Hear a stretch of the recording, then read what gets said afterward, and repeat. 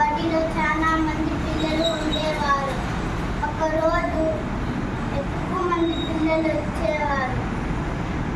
అప్పుడు ఒక పిల్లవాడికి దెబ్బ తగిలిందని రాలేదు.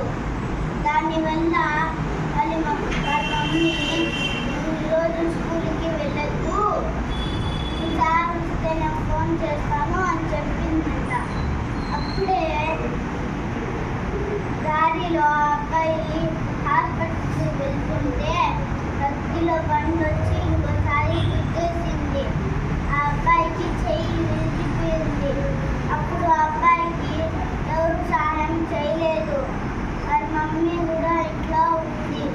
ఎవరు సహాయం చేయకపోతే ఆ అబ్బాయి ఎట్లా ఇప్పుడు హాస్పిటల్కి వెళ్ళేది. అందుకోసం ఆ అబ్బాయి ఎట్లా నడుచుకొని వెళ్తూ హాస్పిటల్ కాడ చేరినారు.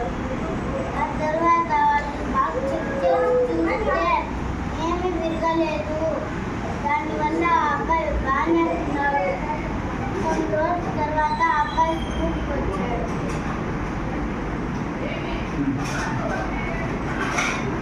అంతేనా?